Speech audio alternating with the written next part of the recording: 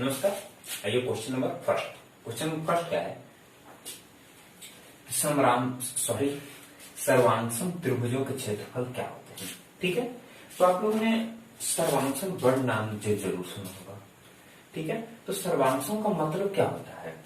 सर्वांशम का मतलब कि कोई दो त्रिभुज सर्वांशम है, उसका मतलब क्या निकलता है? उस तीनों एंगल आपस में क्या है? बराबर है। ठीक है, तीनों एंगल आपस में क्या है? बराबर है। और तीनों साइड भी आपस में क्या है? बराबर है। ठीक है, तो आप जस्ट इमेजिन कीजिए कि इस ट्रायंगल और ये ट्रायंगल दोनों क्या है? सर्वांशम है। तो सर्वांशम में तो क्या हो जाएगा? इसके सारे कोण और सारे एंगल आपस में बराबर होंगे, संगत। तो जब दोनों आपस में बराबर हुए तो इसका मतलब क्या होगा? एरिया भी बराबर होगा, बिल्कुल होगा। इसका पैरामीटर कहिए, पेरीमीटर कहिए, वो भी बराबर होगा।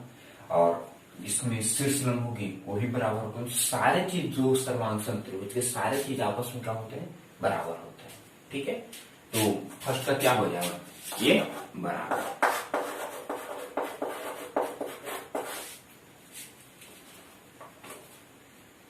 सर्वांशम आयतों के क्षेत्रफल में क्या हो जाएगा? बी भी क्या हो जाएगा बाबू? बराबर हो जाएगा। जहां भी आप सर्वांशम टर्म देखें और दो के बीच में तुलना देखिए, हमेशा समय क्या करती है? बराबर करते जाइए। ठीक है, अब आइए क्वेश्चन नंबर सेकंड पर।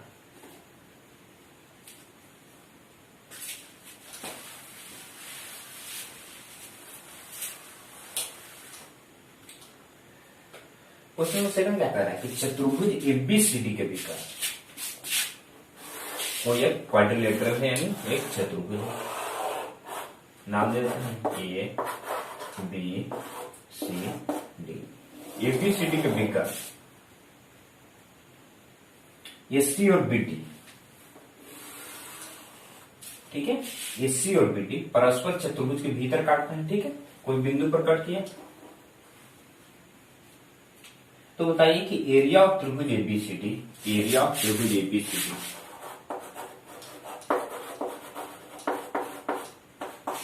एरिया ऑफ त्रिभुज एबीसीडी बराबर क्या होगा?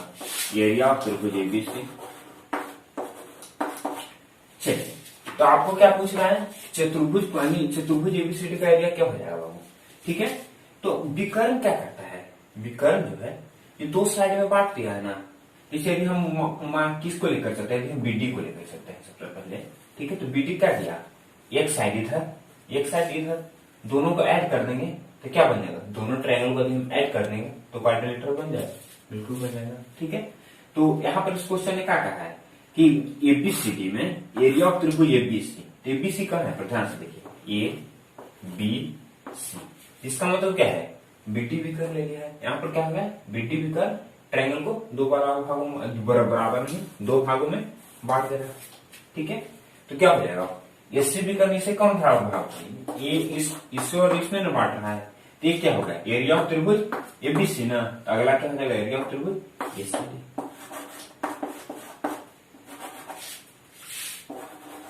उम्मीद करता हूं कि आप लोगों को क्लियर हो गया। अब आते हैं कंडीशन।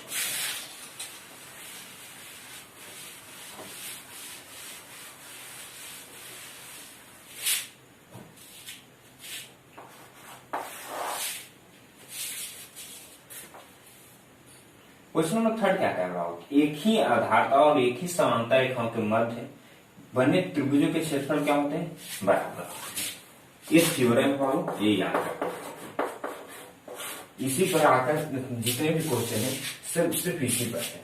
ठीक है, तो यदि इसको समझना चाहिए तो समझा देते हैं आपको। क्या करें? एक ही आधार तथा एक ही समांतर रेखा, मतलब क्या है कि दो रेखा क्या है? मान लेते हैं क्या होगा कि AB और CD दो क्या है? पैरेलल है। ठीक है, तो अब क्या कर रहा है कि AB और CD से बने जो भी त्रिभुज होंगे उसके बीच में जो त्रिभुज बनेंगे तो क्या होंगे? उसका एरिया बराबर होगा। कैसे से देखिए, क्या कर रहा है? एक ही आधार मतलब एक और क्या मान लेते हैं? CD को आधार मान लेते क्या?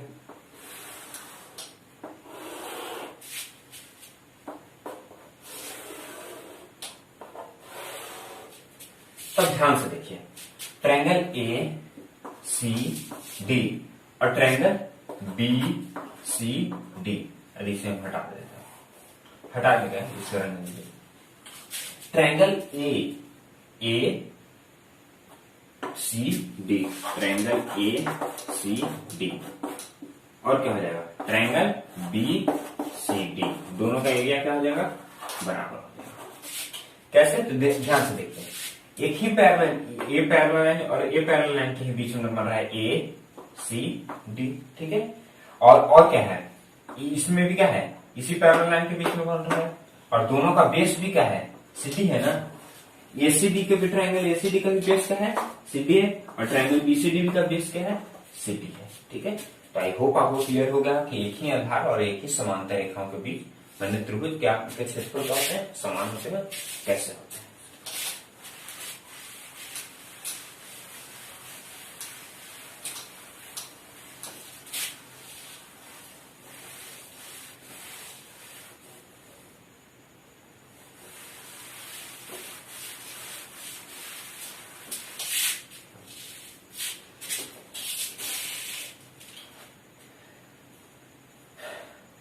समांतर चतुर्भुजों के क्षेत्रफल, ऐसे इस क्वेश्चन में कुछ और ऐड होना चाहिए थर्ड का बी में।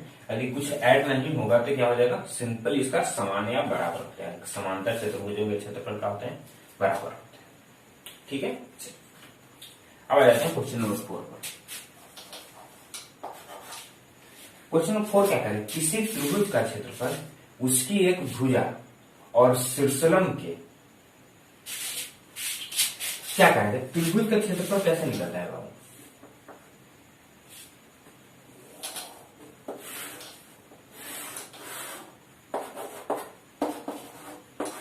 यदि पूछे कि ट्रायंगल का एरिया कैसे निकालेंगे, तो ट्रायंगल का एरिया निकालने का तो दो केस आपको, एक क्या होता है हीरोइन फॉर्मूला जो आगे चलकर क्या पढ़ेंगे, और एक क्या हो जाता है, क्या करें शीर्ष से आधार पर लंब डाल दो, ठीक है।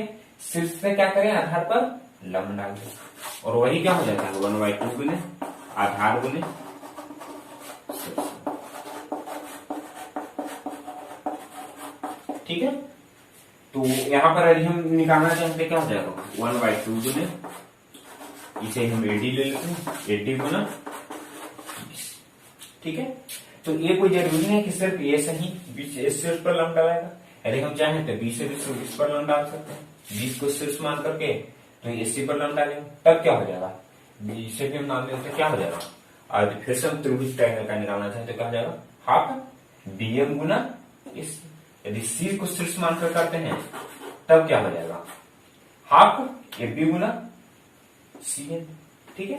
अब किसी से भी चल करके कर सकते हैं। तो 4 का एक यहाँ पर आंसर क्या हो जाएगा बाबू, कि किसी त्रिभुज का क्षेत्रफल उसकी एक भुजा और तदनुरूपी शीर्षलंब के क्या होता है आधा, तो उसके गुणनफल का क्या होता है आधा होता है।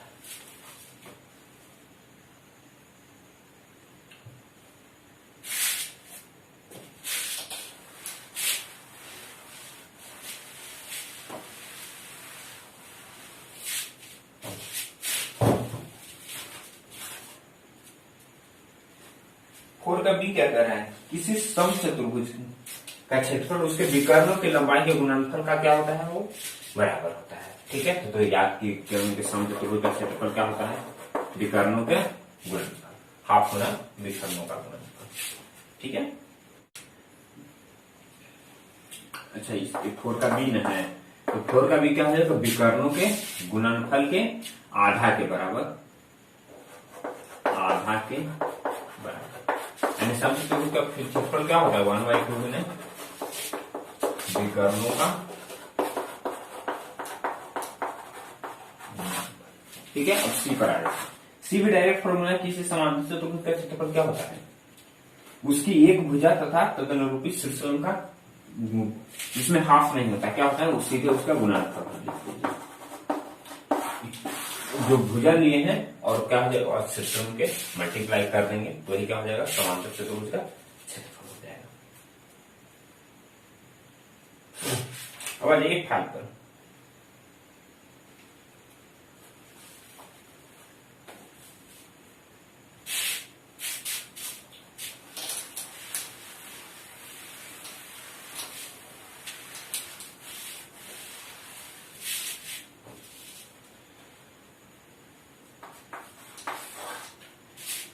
फाइव क्या कर रहा है, किसी समचतुर्भुज का एक विकर्ण क्या है 14 सेंटीमीटर है, और क्या दिया है क्षेत्रफल इसका दे दिया है 98 सेंटीमीटर स्क्वायर। तो दूसरा विकर्ण पूछा है, तभी हमने फॉर्मूला देखा क्या होता है 1/2 गुने विकर्णों का गुणनफल। तो 14 सेंटीमीटर गुने दूसरा विकर्ण को क्या मान लेते हैं x मान लेते हैं। तो क्या हो जाएगा x बराबर 98/14 गुने 14 सत्ते 98, टोटल क्या हो गया 14 सेंटीमीटर। दूसरे विकर्ण की लंबाई क्या हो जाएगा वो 14 सेंटीमीटर। फाइव का बी क्या कह रहा है कि चतुर्भुज का क्षेत्रफल 125 वर्ग सेंटीमीटर है। तो इसका क्या होता है बाबू, आधार गुना शीर्षक कितना दे दिया है 125 सेंटीमीटर। आधार की लंबाई कितना है 5, तो शीर्षक की लंबाई पूछ रहा है, तो हम x मान लेते हैं। x बराबर क्या हो जाएगा 125/5 गुना 2 फैक्टर से 50 सेंटीमीटर का हो जाएगा इसका शीर्षक। अब आइए क्वेश्चन नंबर 6 पर।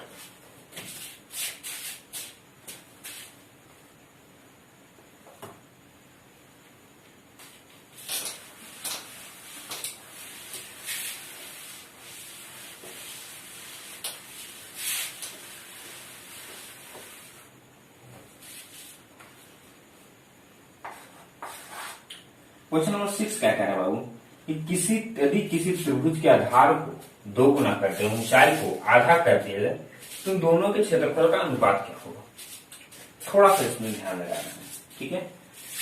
हम केस फर्स्ट में सिंपल हुई 1/2 गुने आधार गुना शीर्षक। आधार को क्या से यूज कर लेते हैं b से, और शीर्षक को क्या कर लेते हैं h से, ठीक है। और फिर केस 2 में क्या कह रहा है, केस 2 में है आधार को 2 गुना कर दिया और ऊंचाई को आधा कर दिया है, ठीक है। तो आधार को क्या कर दिया 2 गुना और ऊंचाई को क्या कर दिया आधा कर दिया है, ठीक है। तो अब क्या क्षेत्रफल आएगा, एक पूछ रहा है उन दोनों का रेशियो। यहां पर भी निकालेंगे तो क्या आएगा BH/2, यहां पर भी निकालेंगे तो क्या आ जाएगा BH/2। तो रेशियो पूछेगा तो क्या हो जाएगा 1.1 यानी 1:1, जैसे दोनों के दोनों तो बराबर आ गया।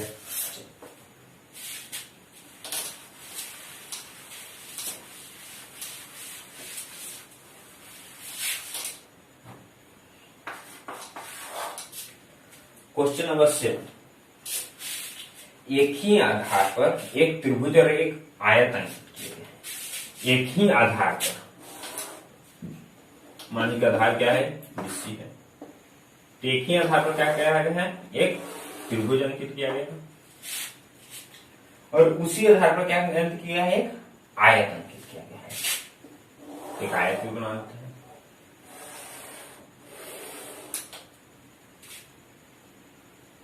यदि त्रिभुज का क्षेत्रफल आयत के क्षेत्रफल के बराबर मान लिया जाए, यदि त्रिभुज का क्षेत्रफल और आयत के क्षेत्रफल दोनों क्या है बराबर है, ठीक है, तो निम्नलिखित में से कथनों में से कौन सा सत्य होगा। ठीक है, तो डायग्राम हो जाइए, कैसा डायग्राम बनेगा क्या से। आयत का क्षेत्रफल क्या होता है बाबू,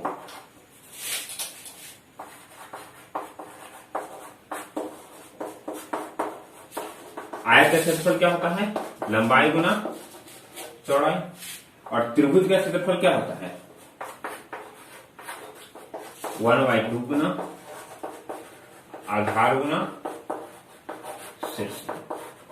ठीक है, तो हम क्या मान लेते हैं, क्या करा है कि दोनों का आधार क्या है सेम है। ठीक है, तो हम आधार को क्या मान लेते हैं आयत का चौड़ाई मान लेते हैं। ठीक है, कुछ भी मान सकते हैं, या तो इसे लंबाई भी मान सकते हैं जो आधार है। ठीक है, चलिए, तो लंबाई में चौड़ाई होता है, तो लंबाई को हम क्या मान लेते हैं x मान लेते हैं, और चौड़ाई क्या हो गया BC हो गया। ठीक है, और उसी तरह से त्रिभुज में क्या हो जाएगा हाफ, आधार क्या हो जाएगा सेम ही ना, आधार तो उसमें BC ही हो जाएगा। ठीक है, शीर्षलंब को क्या मान लेते हैं हम y मान लेते हैं। ठीक है, BC से BC कैंसिल आउट, x बराबर क्या आ गया हाफ। इसका मतलब क्या है यदि इसे हम दूसरे वे में देखें तो ये भी कर सकते हैं कि y बराबर क्या आ गया 2x। तो y क्या है बाबू, शीर्षलंब है, और x क्या है, लंबाई है। तब देखिए रिलेशन कैसे होगा। ऑप्शन नंबर ए क्या कह रहा है कि दोनों की ऊंचाइयां बराबर होगी, है नहीं, तो फर्स्ट ऑप्शन क्या हो जाएगा, कट कर जाएगा। सेकंड ऑप्शन क्या है, त्रिभुज की ऊंचाई आयत की ऊंचाई की 2 गुनी होगी। त्रिभुज की जो ऊंचाई होगी, त्रिभुज की ऊंचाई यही है ना, आयत की ऊंचाई यही है, लंबाई के जगह पर ऊंचाई कह दिया है बाबू, और कुछ नहीं है, ठीक है। तो त्रिभुज की ऊंचाई आयत की ऊंचाई की 2 गुनी है कि नहीं, वो है, तो सेकंड ऑप्शन क्या हो जाएगा, करेक्ट हो जाएगा, ठीक है। आई होप आप लोगों को क्लियर